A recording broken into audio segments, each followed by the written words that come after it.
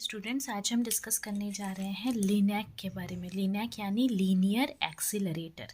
ठीक है, तो दरअसल होता ये है कि कुछ ऐसे पार्टिकल्स होते हैं जो चार्ज्ड पार्टिकल्स होते हैं ना, हमारे जो नेचुरल फॉर्म में अकर करते हैं, उनकी एनर्जी बहुत कम होती है। तो एनर्जी बहुत कम होती है और हम अगर चाहते हैं कि इनकी एनर्जी बढ़ाई जाए तो हम इनको एक्सीलरेट कर देते हैं।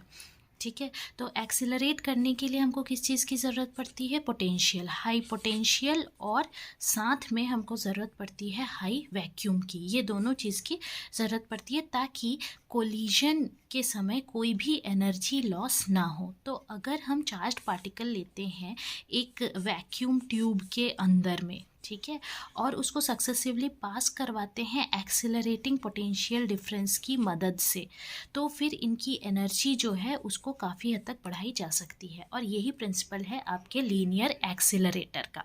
तो लीनियर एक्सीलरेटर में होता क्या है? पॉजिटिवली चार्ज पार्टिकल्स जैसे कि प्रोटॉन्स हैं आपके पास, इन प्रोटॉन्स को एक्सीलरेट करवाया जाता है। कैसे करवाया जाता है? Alternating radio frequency electric field से पास करवा के। ठीक है, इसकी जो वर्किंग है वो दो फैक्ट्स पे बेस्ड है। सबसे पहला फैक्ट तो ये है कि जो इलेक्ट्रिक फील्ड है किसी भी हॉलो चार्ज्ड कंडक्टर के अंदर, ये हमको पता है इलेक्ट्रिक फील्ड की वैल्यू होती है 0। तो जो चार्ज पार्टिकल का मोशन है हॉलो कंडक्टर के अंदर वो यूनिफॉर्म वेलोसिटी से मूव करेगा। ठीक है, दूसरा ये कि पहले हाफ साइकिल में ऑल्टरनेटिंग इलेक्ट्रिक फील्ड के जब हमने फील्ड अप्लाई किया तो उसके पहले हाफ साइकिल में जो चार्ज्ड पार्टिकल्स हैं वो एक्सेलरेट हो जाएंगे, और वो एक्सेलरेट हो जाएंगे, जबकि दूसरे हाफ साइकिल में चार्ज पार्टिकल्स जो हैं वो रिटार्ड हो जाएंगे। ठीक है, तो अगर चार्ज पार्टिकल को पास करवाया जाए इलेक्ट्रिक फील्ड से पॉजिटिव हाफ साइकिल में जब वो एक्सेलरेट हो रहे हैं, और नेगेटिव हाफ साइकिल में बचे हुए जो नेगेटिव हाफ साइकिल में उनको पास करवाया जाए हॉलो सिलेंड्रिकल कंडक्टर से, तो फिर जो मोशन है पार्टिकल का वो सिर्फ एक्सेलरेट होगा, वो सिर्फ आगे ही बढ़ेगा। तो उनको बार बार पास करवा के उनकी एनर्जी को हम बढ़ा सकते हैं, और यही हमारा प्रिंसिपल है। अब हम इसका थोड़ा सा कंस्ट्रक्शन देख लेते हैं। ये है आपका लीनियर एक्सेलरेटर। यहाँ पे आपको दिख पा रहा है बहुत सारे हॉलो सिलेंड्रिकल कंडक्टर्स लिए गए हैं, 1 2 3 4 5 एंड 6, और ये कोएक्सियली एक वैक्यूम ट्यूब के अंदर अरेंज किए गए हैं। कोएक्सियल यानी सेम एक्सिस है सबका। ठीक है, लेंथ जो है इन ट्यूब्स का बिल्कुल बढ़ते जा रहा है। तो सारे जो सिलेंडर्स, एक चीज़ और, यहाँ पे 1 3 5 ऑल्टरनेट सिलेंडर्स देखिए, ये आरएफ फ्रीक्वेंसी के एक टर्मिनल में कनेक्टेड है, 2 4 6 दूसरे टर्मिनल से कनेक्टेड है। ठीक है, अब ए यहाँ पे है एनोड आपका, और जो एस है वो है source of positively charge particles. हमको क्या करना है? हमको एक्सेलरेट करना है पार्टिकल्स को, उन पार्टिकल्स को जो इस सोर्स में से एमिट होकर के आ रहे हैं। ठीक है, तो जब पॉजिटिव चार्ज पार्टिकल्स गैप के बीच से पास होंगे, तो दो कंडक्टर के बीच में जो गैप है, तो वो एक एक्सेलरेशन एक्सपीरियंस करेंगे और उनकी वेलोसिटी जो है वो बढ़ जाएगी। लेकिन जब ये सिलेंडर से पास होंगे तो ये कांस्टेंट वेलोसिटी से मूव करेंगे, क्योंकि इलेक्ट्रिक फील्ड सिलेंडर के अंदर, हॉलो रीजन के अंदर 0 है। और जो लेंथ है इन सिलेंडर्स का वो कुछ इस तरीके से एडजस्ट किया गया है कि जो डिस्टेंस ये पार्टिकल तय करेंगे या ट्रैवल करेंगे half cycle of electric field में, वो गैप के बराबर होगा। दो सिलेंडर के बीच में जो गैप है उसके बराबर होगा, और जो डिस्टेंस ट्रैवल करेंगे रिमेनिंग हाफ साइकिल में वो सिलेंडर के लेंथ के बराबर होगा। तो जो पार्टिकल है वो बराबर ड्यूरेशन के लिए रहेंगे हर एक हॉलो सिलेंडर के अंदर और जो गैप हैं उनके बीच में। जबकि आपका जो वेलोसिटी है पार्टिकल का गैप के बीच से पास करने का, दो सिलेंडर्स से जब जाएंगे ये, तो फिर वो बढ़ता चला जाएगा। ठीक है, अब देखिए, जब पॉजिटिव, यहाँ से हम इसकी वर्किंग शुरू करते हैं। जब पॉजिटिव चार्ज पार्टिकल जो है वो सोर्स में से एमिट होता है, सोर्स में से एमिट होने के बाद एनोड से वो एक्सेलरेट होगा।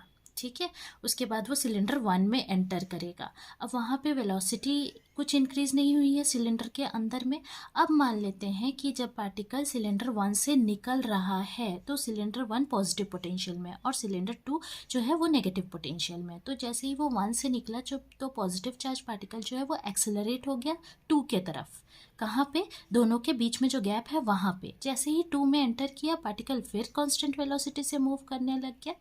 जो लेंथ है सिलेंडर 2 का वो कुछ ऐसा है कि जो पार्टिकल सिलेंडर 2 में से निकल रहा है, सिलेंडर 2 अब पॉजिटिव पोटेंशियल में आ गया और 3 नेगेटिव में आ गया। तो पॉजिटिवली चार्ज पार्टिकल जो है वो फिर से एक्सीलरेट हो गया गैप के बीच में और यही प्रोसेस आपका कंटिन्यू होगा। ठीक है, तो जो डिस्टेंस है जो ट्रैवल किया है पार्टिकल ने हाफ साइकिल में अप्लाइड इलेक्ट्रिक फील्ड के, वो लेंथ ऑफ सिलेंडर के बराबर होगा और बाकी हाफ साइकिल में जो डिस्टेंस ट्रैवल किया है वो लेंथ ऑफ गैप के बराबर होगा। ठीक है, यानी लेंथ ऑफ nth सिलेंडर जो होगा यहाँ पे, जो लेंथ होगा किसका? nth सिलेंडर का, वो लेंथ होगा ln is equals to VN/T/2 या इसे हम लिखें VN/2F के बराबर। ठीक है, जहाँ पे VN वेलोसिटी है पार्टिकल की nth सिलेंडर की और F जो है वो फ्रीक्वेंसी है अप्लाइड फील्ड की। अगर आपके अल्टरनेट पोटेंशियल डिफरेंस जो आप अप्लाई कर रहे हैं उसकी पीक वैल्यू जो है वो V वोल्ट है, तो जो एनर्जी पार्टिकल गेन करेगा गैप के बीच से पास होने में, वो एनर्जी आपकी हो जाएगी, उसको हम एक्सप्रेस करेंगे इज इक्वल्स टू QV। और टोटल गेन जो होगी एनर्जी में जो गैप से पास करने पे इसको होगा, वो होगा टोटल, उसको हम n सिलेंडर्स अगर मान रहे हैं तो NQV के बराबर होगा। और फाइनल काइनेटिक एनर्जी आपका होगा will be half mVn² is equals to NQV plus K के बराबर। यहाँ पे m जो है आपका वो है मास पार्टिकल का और K इनिशियल वेलोसिटी है सिलेंडर की। अब यहाँ से हम लोग एक काम कर सकते हैं कि यहाँ से जो इक्वेशंस हमारे को अभी अभी मिले हैं, इन इक्वेशन से हम Vn इज इक्वल्स टू लिख सकते हैं √2 NQV plus K upon m। ठीक है, तो ये स्मॉल Vn है और ये कैपिटल V है। ठीक है, तो this is equals to ln is equals to हमारे को मिल जाएगा 1/2f। हमने शुरू में ही l लिखा हुआ था 2 NQV plus K upon m। तो ये एक एक्सप्रेशन हमारे को यहाँ पे मिल जाएगा और इससे हम लेंथ निकाल सकते हैं nth सिलेंडर का। ठीक है, तो आज के लिए इतना ही। वीडियो पसंद आया तो शेयर लाइक सब्सक्राइब करना ना भूलें। कोई डाउट हो इनसे कमेंट सेक्शन में पूछ सकते हैं। Thank you.